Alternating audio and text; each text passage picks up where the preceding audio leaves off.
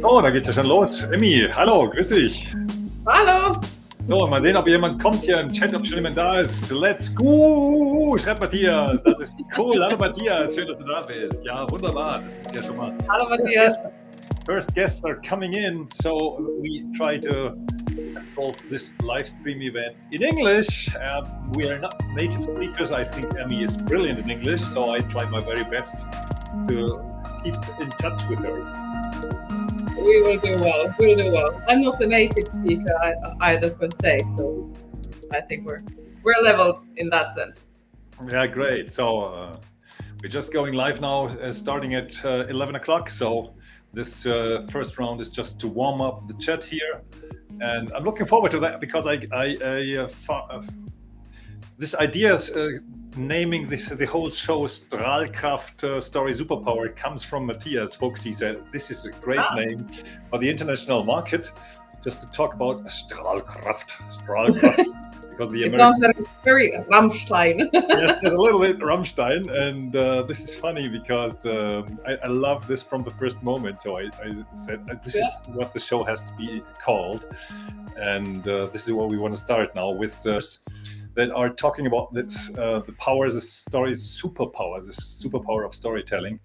And this is what we want to discuss here in this show, and what I like to have with special guests that are pretty sophisticated in this topic already. Yeah, it's an interesting one, and I think it's something that people are more and more talking about. I think a few years ago, people didn't speak that much about storytelling, or it was more related to stories that we tell children. That was the only thing that we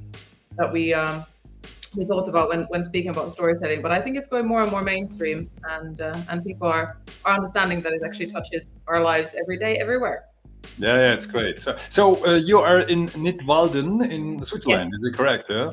Yes, So correct. maybe we can, if we have the first guest in here, so just write in the chat box, please, here in the event box, where are you from here when you look at this show, and give us a short. Good morning, everybody, or good morning. So in Germany, it's nearly lunchtime. So some guys are just going to lunch now already. How is it in Switzerland? Do you have lunch in Switzerland all the time? Do you make something like that, like in Germany? Yeah, it's pretty strict. So at 12 o'clock, everyone has lunch. So if you go somewhere, like you go from your office, or when we used to go to the office, let's put it that way, and you go and pick up lunch like 5 minutes to 12, there's nobody there. But you go 2 minutes past 12 and you'll have to queue for 10 minutes. So it's very strict. Whereas in Finland, where I'm originally come from. Yeah, you're from Finland, aren't you? I am from Finland, yes. So I'm born there. But in Finland, people start having lunch already at 10:30 in the morning. so kind of the lunch restaurants open really early, which is for people from Central Europe or from Southern Europe, sounds really ludicrous because they have just like finished their breakfast. But yeah. Why is that so? Is it so because it's getting pretty early dark in Finland? Yeah, and I think it's that it's quite common in Finland to skip breakfast. I think I know a lot of people who do that. So then obviously you're hungry quite early on in the day. And at the same time, I think that people get up fairly early, and then and also but in Finland also a normal time to have dinner can be like 4 even or 5. That's like a normal. So having dinner at 8 or 9 is like people are going to sleep. Good morning, Martin Stancek from Bratislava in Slovakia. So if you write in the chat, where are you from, and just give us a short idea. And if you have a question, why are you here? What is the main interest you have in storytelling? What do you want to learn and hear from us? So just give us a short note here, a direct message here, a commentary here in this LinkedIn event site on the right side of the event. And of course, you can invite others if you find that somebody of your network has to see this show about Strahlkraft Story Superpower. It is a powerful word, I have to say. Yeah, good morning at the moment, Berlin. Alisa, welcome. So nice to meet you. So that's great. So we have 4 minutes just to warm up the chat a little bit, and then we go live. So we are live already. This is quite funny because we are starting this live stream event not only on LinkedIn, but also on YouTube and on Facebook. So this is the platform I use for streaming, and bringing up this event to you is restream.io, which I can recommend deeply by heart, because it's working pretty good. You can do everything, bring in some videos, bringing some pictures here, some captions, some graphics all the time. It's pretty easy, just like this comment here. Mm-hmm. And Sami Kaliola is in Zug. No breakfast but lunch, she wrote. So, and he's finished too, as said. Finns don't eat breakfast. So normally in Germany you say Freitag ab 1 macht jeder seins. Friday from 1 o'clock starting, there's a weekend for you. So how is it in Switzerland? Are you working Friday until evening? No, I do tend to stop Fridays a little bit earlier. I actually, I'm very organized, so I actually have a reminder in my calendar at 3 o'clock, which says Friday. Just stop working. Yeah. So I have it as a reoccurring event every Friday at 3 o'clock. It says Friday, but what it also does is that it blocks my calendar Friday afternoon, so that I don't get any other meetings in there. So I can maybe use the time to wrap up something if I need to. But otherwise, I do try to finish early, and then the Saturday is only family, nothing related to work. My husband is my business partner, so it's easy to get into the work talk. But we always try to make sure that if one of us starts to talk about business, it's like no, Saturday. Okay, no. What do you do on weekend in Nidwalden? Sorry. What do you do this weekend in Nidwalden? When I may ask. I think we're just going to enjoy the outdoors and go a little bit into our garden and try to fix some things there. If we can, it's been also cold that the ground is frozen, so you can't do a lot. So you had a very interesting post this week about the low taxes in Nidwalden. Is that correct? Yeah, exactly. And it's funny because people don't speak about Nidwalden. Everyone speaks about Zug when it comes to Switzerland and taxes.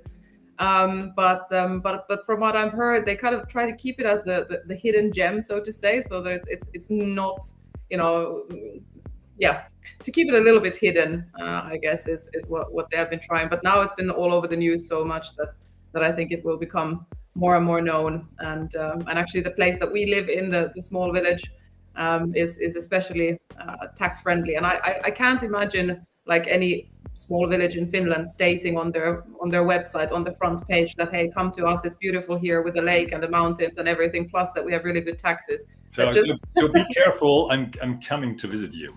Yeah, absolutely. Oh, well, it's beautiful in Holzkirchen too, in the south of Munich, where I am sitting now at the moment. So just starting the show, and we have a few seconds left until this show goes on.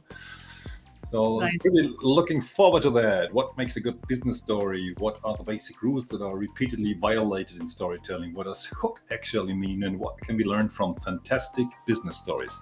Well, this is what I'm pretty interested in. So you have a professional bias where you come from, and you are collaborating, producing stories for business, or are you more a mentor or an advisor or a coach? How would you say, what's your role? I would answer to all those options, yes. Yeah. It really depends. Sometimes it might be really just sparring and kind of getting the right story out from a business. Sometimes it might be to come up with a completely outside-in new idea of how could we tell this story. Okay, so we stop here, and because it's 10:30, and we are going live now with the whole event. Starts with the story. So companies are very focused on technology or product first, and think that they will later on hire a communications person or later on start working on the storytelling.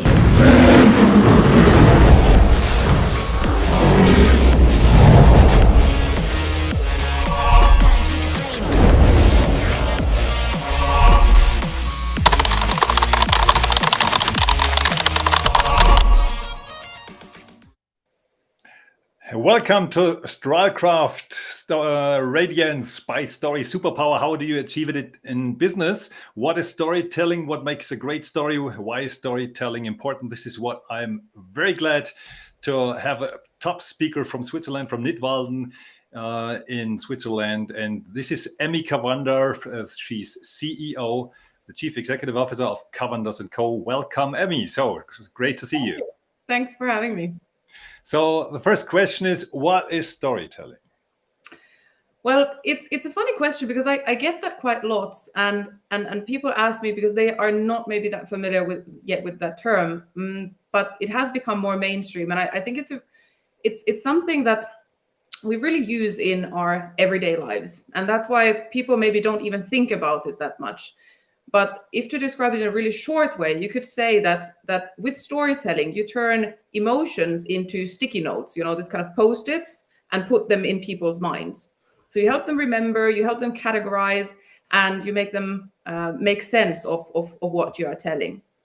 And I think if you think about, just like I said, it's something that we do every day. So there's some obvious examples that we use storytelling. It can be in a sales event, you want to give a sales presentation and share a story with your customer, what their life would look like and what their business would look like if they take this solution or product. But then there's also the investor presentation. You're selling and painting a picture of what your business will be doing, how it will succeed, and how he will get his money back 10, 20, 30 times. So I'd like to start with a question. What's the Kavander story?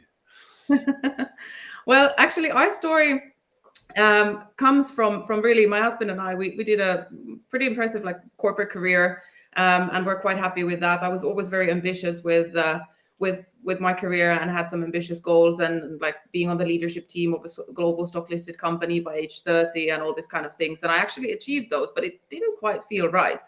So I thought there must be something more to it.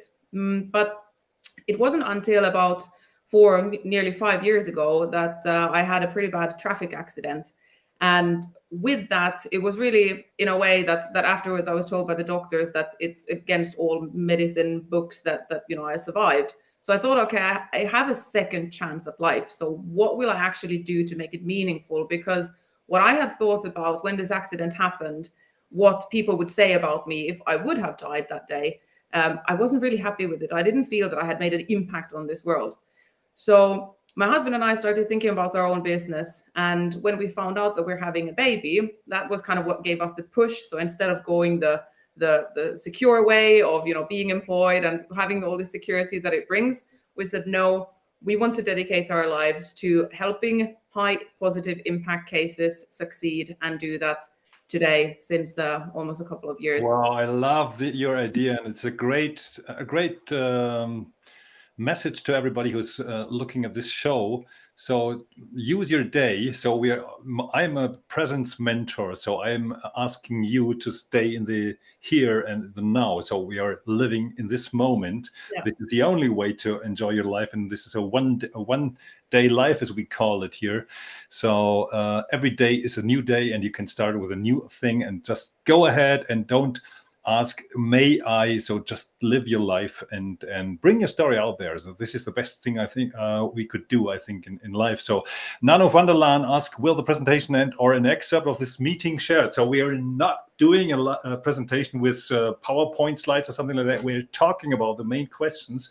What makes a story brilliant? And Emmi, would you give us some advice? What from your point of view, what makes a great business story brilliant? Yeah, absolutely. When talking about business stories, I think every is in many ways very similar. So and if to look at it on a more theoretical aspect, there's basically 5 elements to a story. There's the characters, there's the setting, a plot, a conflict, and a resolution. Yeah, conflict, yes, and then the search. Every character who's thriving for something, yes, trying to reach a goal, comes in a conflict with the situation he is in, and it exactly breaks up his whole situation, and he has to start from scratch. Yes, so exactly. This is a great story if you have something like that, and your character is going on this journey, and you should talk about this journey a little bit. And the funny thing from my point of view is just many client businesses, many chief executive officers or leadership personalities forget what their clients can tell about their main problems. Is that your experience too? Yeah, I think that is a common challenge, yes. And I think you picked up this conflict as the first thing, and that would also be what I would pick up the first, because there is just no story without a conflict, a problem, right? This typical example of guy meets a girl and they marry, that's not a story, right? But a guy meets a girl boy meets girl is a big plot. So, but you have to bring the story up to emotions, and with a conflict, you can. The funny thing with stories is, from my point of view, from my experience, is that you can see this story or hear this story, and you can live in this story as if you were there, but you are not, because you're in the audience. And this is why we are looking, why we are going to cinema or going to Netflix and looking at those stories, because they are it's just digital. It's just data when you see look at it from a higher perspective on, but it's emotion packed in data. And this brings me to my next question: how about bringing those data into a vivid story? Well, data is very interesting, and that's, I think, where people get sometimes a little bit hung up also, because there is a lot of it, especially in these days. There's a lot of data that we can have, but when we look at storytelling with data, we always need to look like what are the most interesting things that we really want people to take away from this presentation that we're having. And some elements of that is, we use colors, for example, but they're also using colors strategically makes perfect sense and makes a lot of sense. But being too colorful, that's awesome if you have a kid's birthday party. But if you try to do that on a slide, you will have readers going with their eyes everywhere and nowhere. So really to highlight the most important things, to eliminate clutter. And also what I'm really a big fan of is action titles. So if you're trying to bring a message across, if you want to bring a message across, help me understand what message that is that you want to bring across. So sometimes I see slides, for example, in investor pitches that just say like the outlook, and then I see data and curves going here and something like this. But then you leave the responsibility to me to understand what you're trying to say. If you just say, this is the outlook, then I can take from the slide, okay, the outlook is bad or the outlook is good, or, so then you leave a lot of the responsibility to the reader of it. So narratives and storytelling really helps people make sense out of that data, and you can control your story by keeping that story consistent and really making me understand what the story is that you want to tell. I would not only say that you can control it. I would say you have to control it, because if you don't control the output of the story, of where has the reader to go, this is what we call in marketing all the time the call to action. Of course, but the call to action at the end of a story is something, sometimes it's coming very flat in business talks here in LinkedIn also all the time, from my experience. So people are so pushy all the time, just buy that and go there and so on. I think the best stories are those stories that convince the audience, the reader, the listener, from the plot, from the end of this story, where the character is coming to an end where no other end is thinkable of. Yeah, absolutely. And it's also, people don't remember facts, right? Because it's just not in our brains. We're not wired that way. We have grown with stories. For centuries, we have been told stories. We remember those. We remember historic events that happened, but we, have a much harder time remembering what year exactly that was, or let alone like what temperature was the day that day, right? So you need to create these stories and you need to repeat them. And if you think, for example, like memory champions, you have these people that know like 100, 200,000 digits after the comma of pi, but they don't actually memorize digits. They create stories out of them. The number 1 represents something to them. The number 2 represents another thing. And they map those numbers onto a route that they already know from before, a story basically that they know, and they map those things onto that route, and that helps them remember. So they make sense out of this data and put it into a context where they can relate to it and they can remember it. Yeah, great. So at this point of this show, I'd like to tell a little bit about the story of Strahlkraft story Superpower. This is comes from a collaboration I started in the middle of 2021 with Jörg Summer, who is the second mentor in our market dominance program, where we are starting in Germany. So, and we started with, I met him in a live event, and he was talking as I don't know the topic at all, but we had a short conversation after this live event where he wanted to ask me what I'm doing with live streams here on LinkedIn. So my recommendation for everybody is go ahead and make a live stream, and make your live stream vivid and as regularly as possible, so that the people can connect with your story, and brings in some not data, but some ideas where the people can connect with. And this is where we started. And Jörg recommended me to a guy called Matthias Fuchs, who had a commentary here at the beginning of this show. And Matthias is a mentor for 100% Focus. And so from this early startup, as we call it, in the last 6 months, we started this story with I found out that he has a program about the Fuchs method, which means 100 F, like focus, UV, unicorn, and so on and so on. So, and we found out that we have similar approaches to bringing not only content to people, but bringing a new mindset to brains and of businesses. So we decided to build up a whole program out of 3 methods: 100% focus, 100% presence, and 100% how do you call it? Affect. In Germany, it's Wirkung. And this is what we started with the Market Dominance show on the 1st of September here on LinkedIn, and we had 300 people clicking on, hey, I'd like to participate. And this is what I'd like to recommend for everybody. Just start your own idea, but start with your own focus. And when you're focused on your story, how you began, and what was the main emotion when you started this, this is absolutely great. And if you talk about your emotions and what happened to you and your family during this time, this is what people want to know, I think. So my recommendation would be just go ahead and talk about yourself as you did. About you told a little bit about your story, how you started with Kavanders and Co. And this is impressive because this makes you personal, this makes you human, and this is what people like. People are connecting not with companies, they are connecting with humans, and this is what I'd like to recommend. Yes. Matthias is laughing because I said unicorn.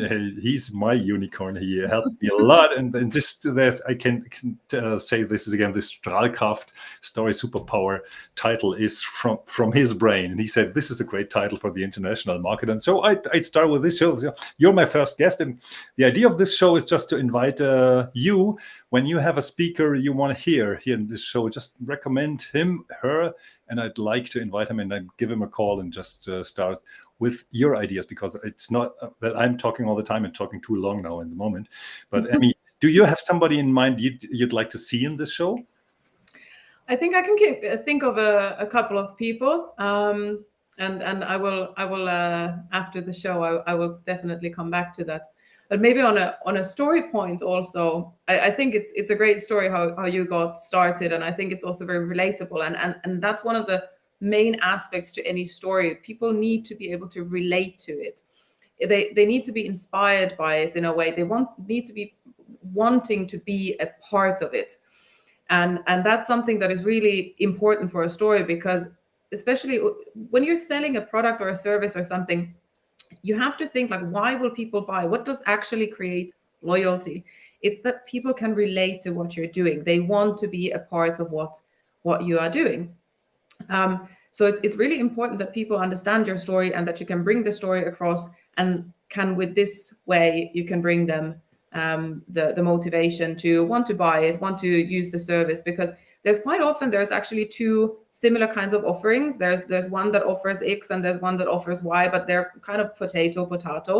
But what actually then makes us make the choice of which one we will choose, we like to think that we're very rational people, and we do our pros and cons list or whatever that would be.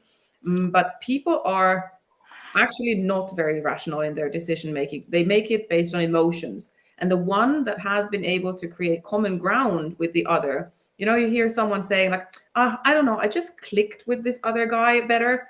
That is the one that you will be going for. And that is the one that has been able to build this common ground and people being able to relate to it. So I think one of the tips also is that don't create your story around what you do and just like the I, but make sure that you have common ground and that people can relate to it and want to actually be part of that. So what are the basic rules that are repeatedly violated in storytelling? Well, there are a few, but especially I see a lot of early stage businesses doing this, because early stage businesses are built with and from passion and a lot of technical knowledge. So the stories tend to be very technical and very much detailed. And when you give me a story that is very technical and there's very much detail, and I'm not an expert in it like you are, then that forces me to recreate that story in my own head in a way that makes sense to me. Now, I will most likely not get that right. Then there's also assuming that people know something, or assuming that, of course, everyone knows this terminology. It's really likely that they don't.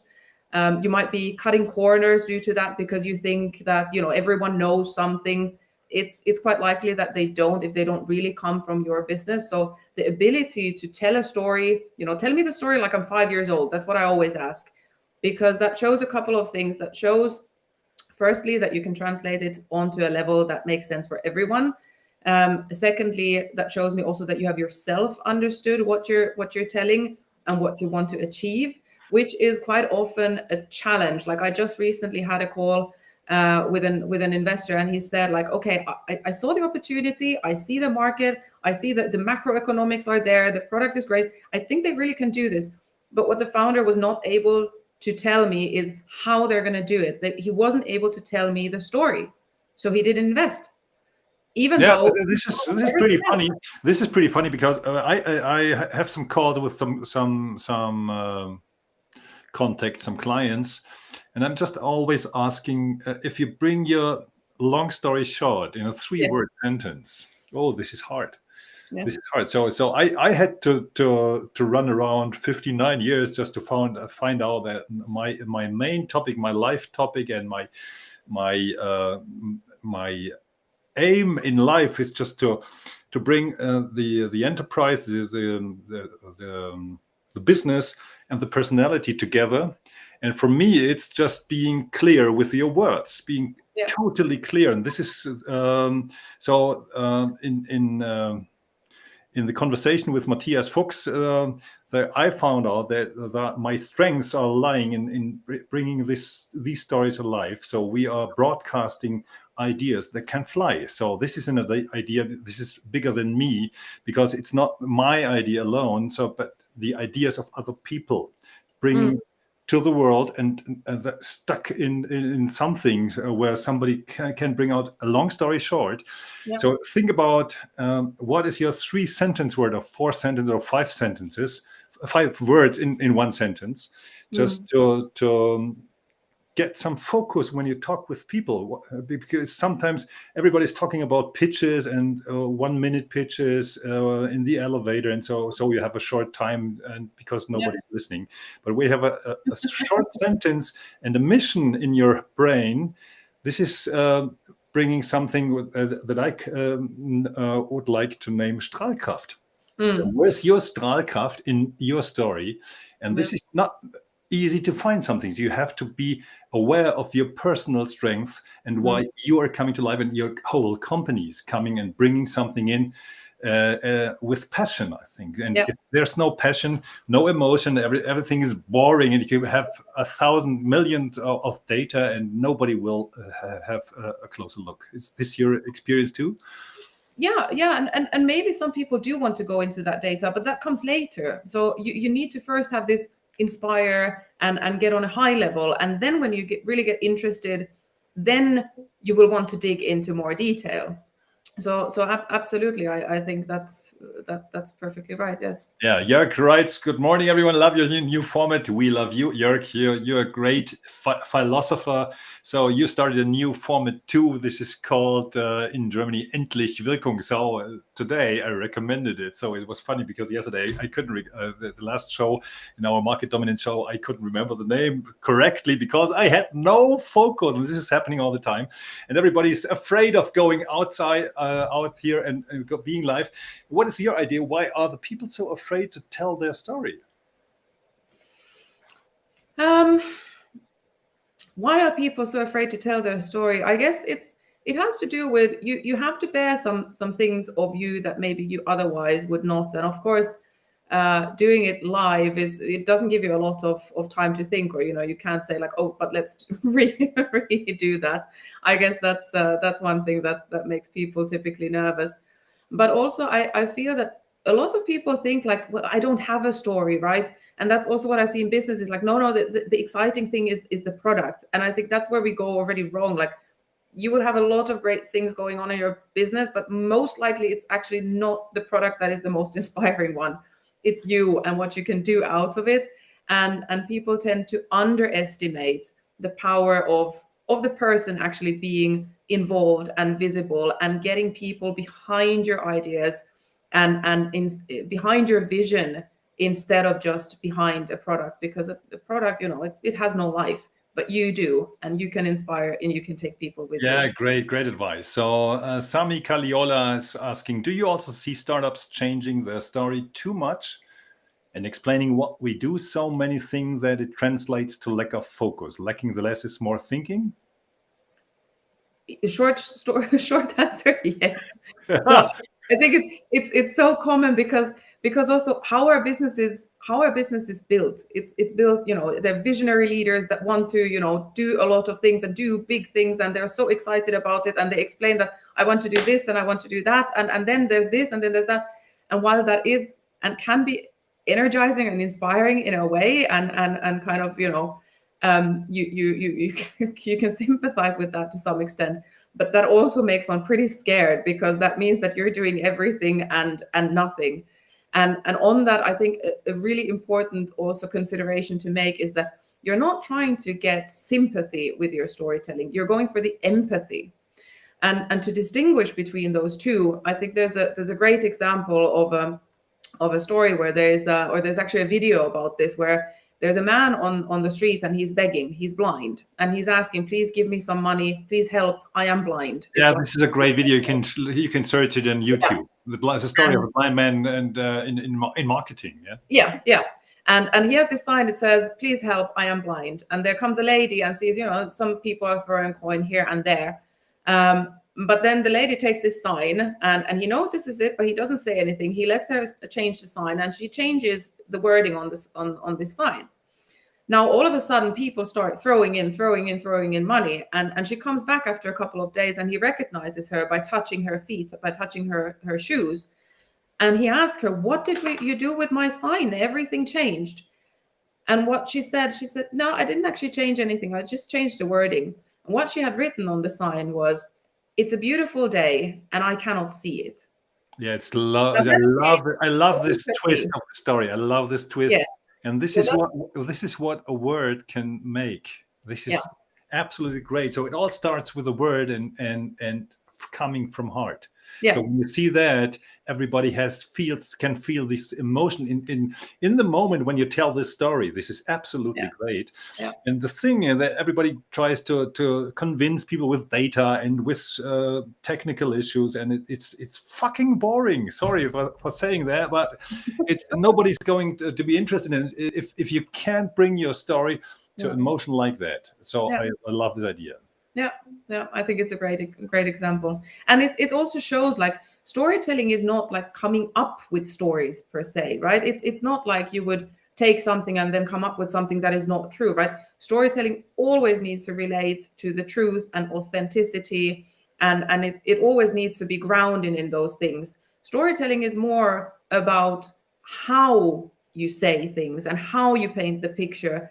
And we say that a picture says more than 1,000 words, but quite often also you don't have pictures to show, right? You need to be able to tell your story at a birthday party to someone, and you don't have your slides there, you don't have pictures. So you need to be able to actually paint that picture with your words. And that is what is storytelling. The funny thing is, when I started this teaser with you, I had no clever question in this teaser from my side. So I just was thinking about how to bring my idea in there. So I just hit this presence idea. And this was everything. But I said, okay, just leave me out. So I don't have to be in this story because Emmy is the main guest. And the funny thing is, people loved to see you and not me in the moment. But I was in the presence here. So everybody could see that this comes from me. And this is what everybody from you can do. Try to not to think about your weaknesses and you're not fine enough and not pretty enough for going out. Just go out and tell your personal story. This is what I'd like to recommend to everybody. But brings me to my next question. What does hook actually mean? Do I need a hook just to attract people? I would say that it helps a lot, yes. Because what is a hook from your point of view? Yeah. Without having a hook in your story, you will lose your audience really fast. So what a hook means exactly this. You see it a lot in jokes, right? Jokes are also stories just as much as anything else. So you have this first sentence, or in a really great book or in a movie, it might be the first scene that you see. And with that, you see it and you want to see more. You kind of need to see more. It almost creates like an addiction. A really good hook doesn't let you go. You might hear the start of a story and even days later, because you have to go or something, you're like, oh, shit, I really have to understand how this story continued. And that's where you know that you had a really good hook and you got people intrigued and interested. And what it also does, a good hook, is that it makes your audience much more attentive to what you're saying. So not only interested, but they listen better and they focus better on your story. So, and then do I need a so-called cliffhanger at the end of my story just to prolong, to bring a bigger impact on this story?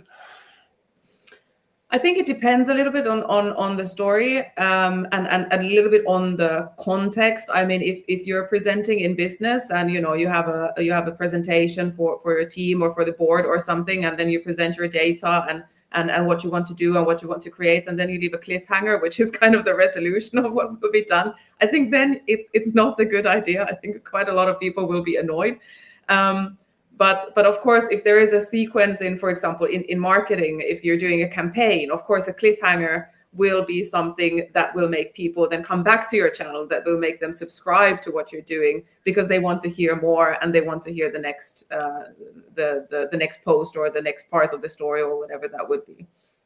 Yeah, great. So, Matthias, thank you for that. My story written by Detlef Brilliant in the Radioroma Verlag.de, Autoren der Fuchs.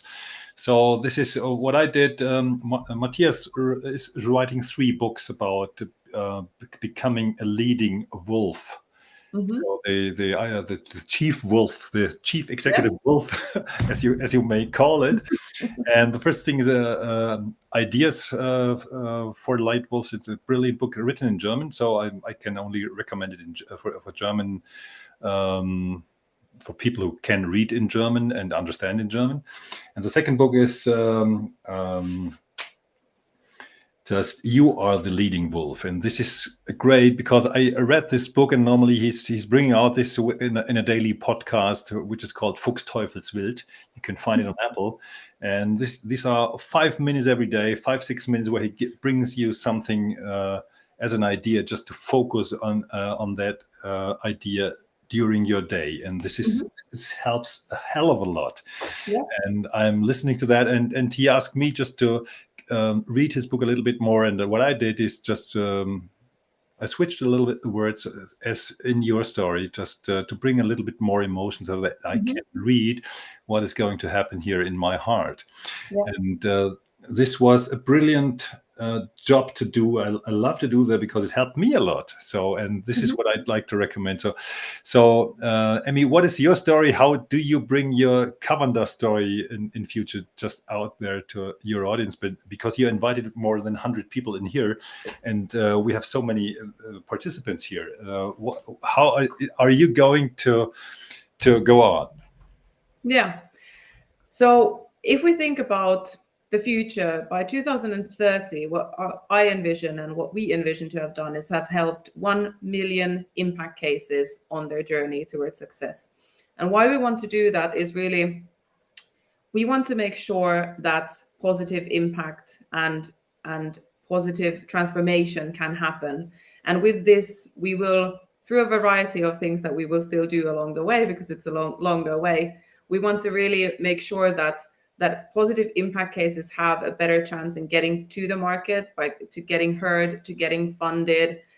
So today already we transform businesses or portfolio companies of investors, or CEOs of companies would hire us, and we also do scouting for investors to find really good cases and to make sure that really these great needles that are in a bit of a haystack, because it's a wide world out there and there's a lot of great ideas, to find them. And maybe there's an idea that is really great, but there's the business acumen still a little bit lacking behind, which is often the case, especially in technical things and scientific things. It's more really about the product. Then we help them turn that into an actual business, and then to take that forward onto the next stage, so that positive impact can really take over. So what I can say is this Strahlkraft story, Superpower, is coming every month now.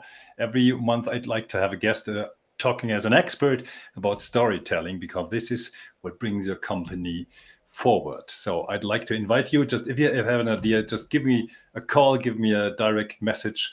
And this was Strahlkraft story, Superpower. It was nice to have you here, Emmi. Thanks for everybody. Thanks for your insights, and have a good time. Have a good weekend. I love you. Thanks, everyone. Have a great weekend.